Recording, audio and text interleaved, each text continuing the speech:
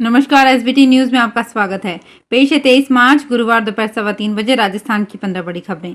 इस news bulletin के प्रायोजक हैं विनी केक एंड मोर। सबसे पहले एक नजर डालते हैं आज के हेडलाइंस पर।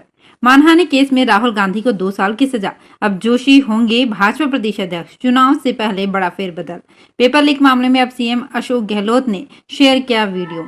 10वीं 12वीं बोर्ड के लिए मानदेय 8वीं वाले खाली हाथ। और बागेश्वर धाम के पंडित शास्त्री आज उदयपुर में चार्टर से आएंगे। और अब खबरें विस्तार से।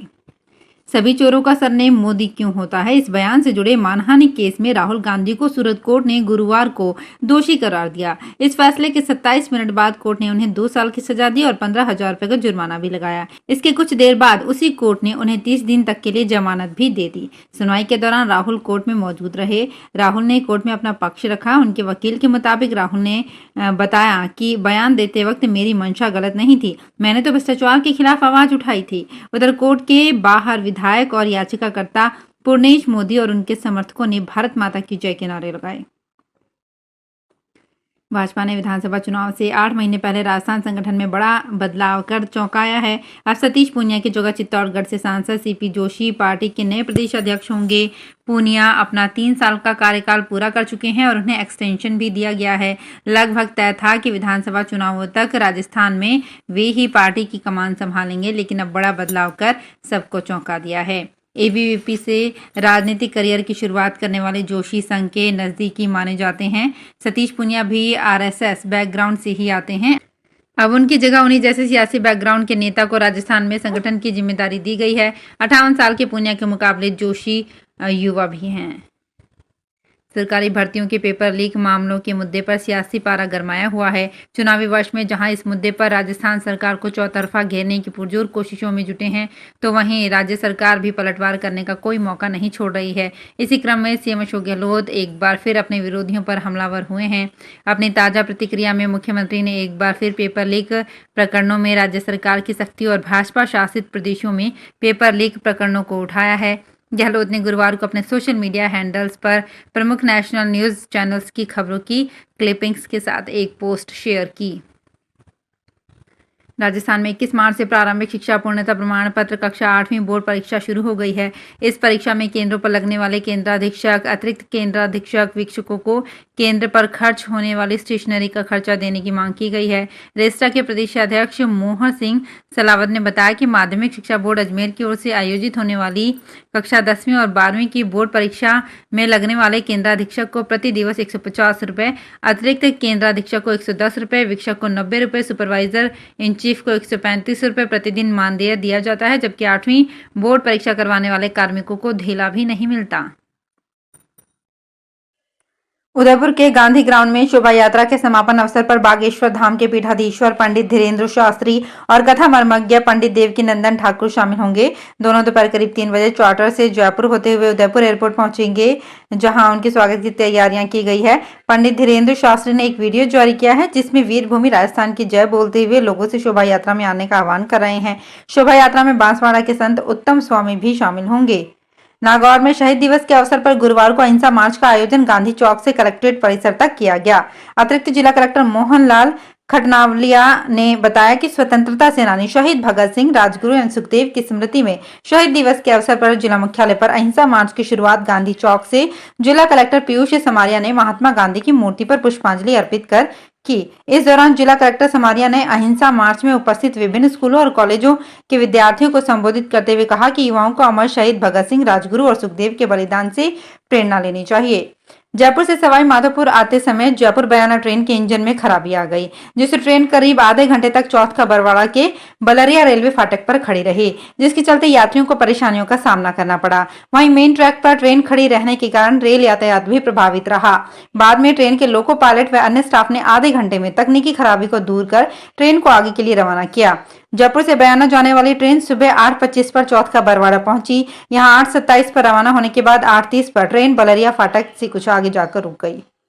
विधानसभा चुनाव से पहले नए जिले बनाने की घोषणा का असर भीलवाड़ा जिले के कस्बा रहे शाहपुरा जिले में देखने को मिला है।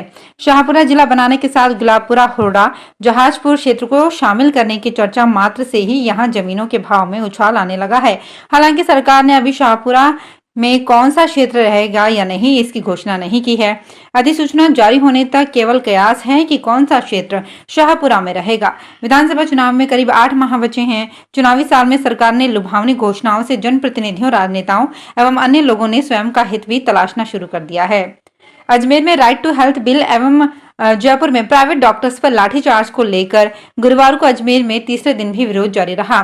जेएलएन हॉस्पिटल में रेजिडेंट डॉक्टर्स ने प्रदर्शन कर सरकार के खिलाफ रोष जताया। जेएलएन हॉस्पिटल के 520 रेजिडेंट डॉक्टर संपूर्ण कार्य बहिष्कार पर रहे। ऐसे में सीनियर डॉक्टर्स ने व्यवस्थाएं संभाली। जेएलएन अस्पताल में रूटीन ओपीडी करीब 3,500 से 4,000 तक पहले ही थी और अभी भी रोजाना यही है। पारंपरिक गणगौर की सवारी सिटी प्लेस स्थित जनानी ढ्योढ़ी से शुक्रवार शनिवार को निकलेगी।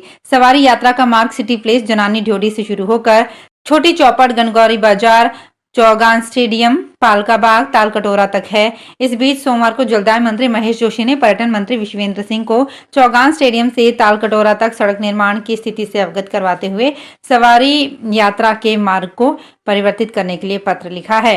गणगौरी बाजार ब्रह्मपुरी की मुख्य सड़क होते हुए पौंड्रिक, उदयान, पालका बाग, तालकटोरा तक कराने की मांग की ताकि आसानी से यात्रा निकल सके। शादी के बाद पहली बार ससुराल आ रही दुल्हन ने ऐसी हरकत की कि शायद ही किसी दुल्हन ने की हो। उसने बीच रास्ते कार रुकवाई और पास ही खड़ी पुलिस के पास जा पहुंची। पुलिस के पास जाकर खूब रोई और बोली कि मुझे शादी नहीं करनी, मुझे घर जाना है, मुझे माँ के पास जाना है। दुल्हन ने ये सब देखा तो वह हैरान रह गया। उसने दुल्हन को मनाने की कोशिश की लेकिन दुल्हन मानने को तैयार नहीं हुई। बाद में पुलिस दोनों को थाने उठाकर ले गई। उसके बाद दुल्हन की माँ को फोन किया, उसे उसके घर रवाना कर दिया। दुल्हा राजस्थान के बीकानेर शहर का था और दुल्हन यूपी की रहने वाली थी। ऐसे में दुल्हे को बेरंग लौटना पड़ा। रहमतों और बरकतों का महीना माह रमजान शुक्रवार से शुरू होगा। देश भर में चांद नजर नहीं आने पर शुक्रवार को पहला रोजा होगा।